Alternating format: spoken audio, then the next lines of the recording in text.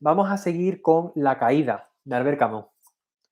Ahora sí vamos a empezar con los libros que ya tengo aquí. En este caso tengo La caída de Albert Camus. Este libro es de la editorial eh, eh, eh, de bolsillo. Es que no veis el logo. Aquí lo estáis viendo. Editorial de bolsillo y de bolsillo. Del de Albert Camus.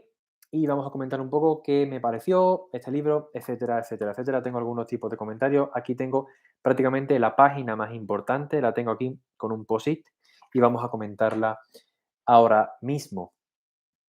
Quien esté en el chat, como os digo, lo repito cada cierto tiempo, pero podéis dejarme cualquier tipo de pregunta porque ahora voy a contestar a todos. Todos los que me comentéis. Vale, pues vamos a seguir con La caída de Albert Camus. Cabe destacar, esto es un spoiler de un vídeo que voy a subir a final de año con los 10 mejores libros. Em, Esto es un premio para todos los que vais a ver este directo. El mejor libro del año, obviamente no ha terminado, pero dudo que un libro supere a El extranjero de Albert Camus. Lo tengo por ahí arriba. Dudo que supere a ese libro y creo que está ahora mismo, a 1 de octubre de 2022, está en primera posición El extranjero de Albert Camus. Así que quería seguir leyendo a Camus. Por ahí tengo también El mito de Sísifo. No lo he leído todavía, pero La caída la he leído. Este libro de Albert Camus es un libro complicado, es un libro difícil, es un libro muy difícil, diría yo, de leer, sobre todo si no tiene cierta base de filosofía, no de filosofía, sino cierta base de otros libros existencialistas, ¿de acuerdo? No es un diálogo que sea sencillo, no es una trama que sea sencilla, porque realmente lo que quiere hacer Camus aquí es hacer reflexionar al lector al máximo con lo habitual de Camus, el existencialismo y la absurdez, si existe la palabra, creo que sí, de la vida. Este libro es un monólogo protagonizado y monopolizado por Jean-Baptiste, que bueno, es un abogado que vive en Ámsterdam. Este libro, este libro no tiene ningún tipo de diálogo, prácticamente ni trama, solo es un diálogo y una conversación entre un interlocutor misterioso que nunca aparece en el texto y que solamente aparece en la respuesta del mismo protagonista, que es Jean-Baptiste Clemens. ¿De acuerdo? Y él se refiere a un oyente siempre, tiene como una conversación con otra persona que no sabemos quién es, que, os adelanto, eres tú, soy yo, somos nosotros mismos, es el lector a quien quiere referirse a Berkami. Como digo, no hay diálogo, no hay trama, no hay nada, simplemente, y aquí lo pongo, ¿no? Quizá creo que el interlocutor seamos nosotros mismos, los lectores. Y es una de las intenciones de Camus con La caída y es denunciar la contradicción humana, la fe religiosa y el desarrollo diario de la vida de un hombre que suele estar atravesado por mentiras, por injusticia y por barbarie. ¿De acuerdo? Esto es, ya os digo, el diálogo de Camus, la prosa de Camus siempre es a la vez crítica, pero a la vez em, asertiva. Asertivo, para quien no lo sepa, ¿no? Es como la capacidad mm, de aceptar las circunstancias de la situación comunicativa, pues, y de agradar a la otra persona y de mantener cierto diálogo fluido. Pues Camus está entre la asertividad y la crítica, ¿no? Ese existencialismo de fondo que tiene.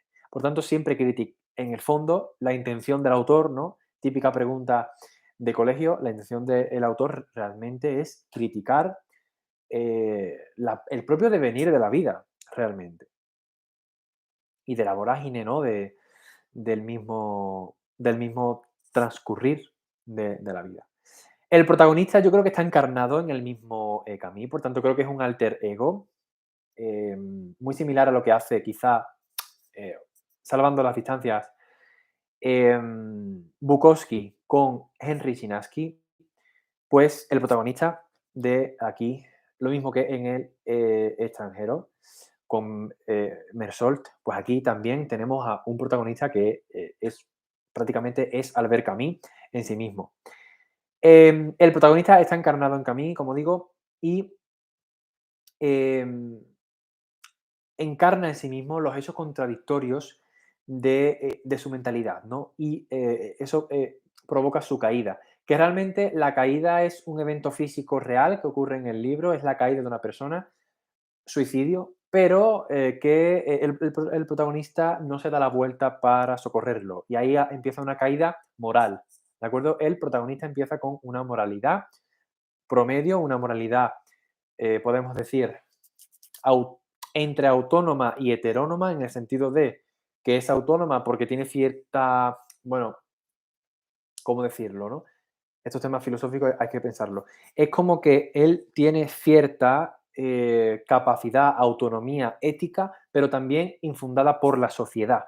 Pero a partir de la caída, eso se derrumba y el declive moral es totalmente flagrante. Pero un declive moral a vistas de nosotros, de mí, de ti, de cualquier persona que lea la caída. Porque realmente lo que está dando también aquí a entender Camus es que la moralidad realmente no existe. Como decía Nietzsche, que tiene frases, vamos, lapidarias, realmente totalmente certeras contra la ética, dice Nietzsche que si matas a una cucaracha eres un héroe, pero si matas a una mariposa eres un villano. Y dice Nietzsche, concluye, la moral tiene criterios estéticos. Y realmente ¿qué diferencia hay entre matar a una mosca que un perro? Realmente no hay ninguna, simplemente es totalmente estética, es tamaño y es belleza a ojos del humano. Por tanto, podemos concluir lo que dice Camus con la caída, lo que nos quiere decir que realmente la moralidad no existe, es un constructo humano, es un constructo que utilizamos para para llevar mejor el día a día. Realmente, el hecho de que algo esté bien o mal depende de la perspectiva con la que se mire, porque realmente, ¿dónde está la moralidad? Si no en la mente humana. Cuando el ser humano no existía desarrollado, sin desarrollar el intelecto, quiero decir, la moralidad brillaba por su ausencia. ¿Quién de vosotros me puede decir si que el hecho de que un león se coma a una gacela en la sabana africana es un acto moral o no moral?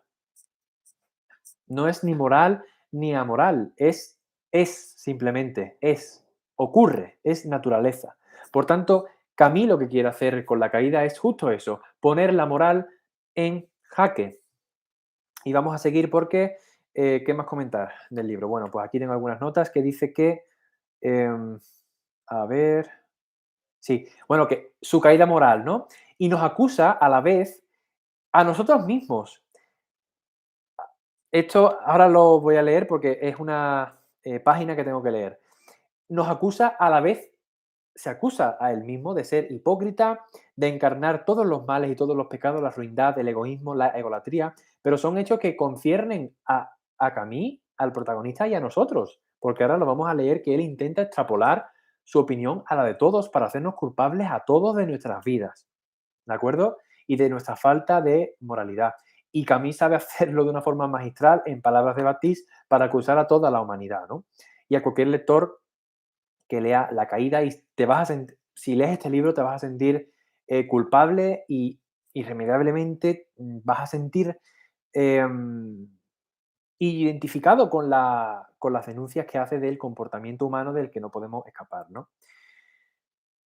Sin embargo, Jean-Claude no, me estoy confundiendo, Jean-Baptiste Clemens, al menos ha comprendido esa contradicción humana de amar, poseer, de querer, de dañar, porque claro, tú en el amor, por ejemplo, el amor es contradictorio, tú quieres a una persona, pero la quieres, pero al quererla, la vas a dañar de una forma u otra, porque en el hecho de querer va el hecho de dañar, igual que en el hecho de existir va el hecho de no existir. ¿De acuerdo? Tú naces y con tu vida va inherentemente la muerte. Tenemos la muerte cada día, ¿no? De hecho, el transcurso de la vida, desde una perspectiva filosófica, es un camino hacia la muerte, ¿de acuerdo? Luego vamos a leer algo de filosofía que tengo por ahí. Por lo tanto, él se considera un profeta pagano que tiene su consulta en un bar que aquí nos dice Camus, el bar se llama Holanda, que es donde transcurre toda la acción. El resumen del libro y la profesión del protagonista, que antes era abogado y ahora es confesor, ¿no? Se resume en la página 118, que la tengo aquí, ¿no? Aquí nos dice su caída moral, su falta de brújula, fue causada por una misteriosa caída, ¿no? Que es esta, la de esta persona que cae, ¿no? El libro juega con paradojas, con metáforas, con alegorías todo el tiempo. Incluso tiene un componente psicológico de conciencia y remordimiento. Es un libro realmente, repito, muy complejo, que se tarda en leer mm, para interiorizar todo, aunque realmente, fijaos en la magnitud, podrías leerlo en 1 hora y media o 2, para digerirlo te hace falta 3 o 4 horas porque hay páginas que hay que leerlas muy lentamente. ¿Me ha gustado, no? Pues sí, me ha gustado, pero hay algunas partes que son pesadas, son aburridas y muy subjetivas, ¿de acuerdo? Pero con otras, pues te vas a sentir identificado y son estas donde Camus logra su objetivo, ¿no?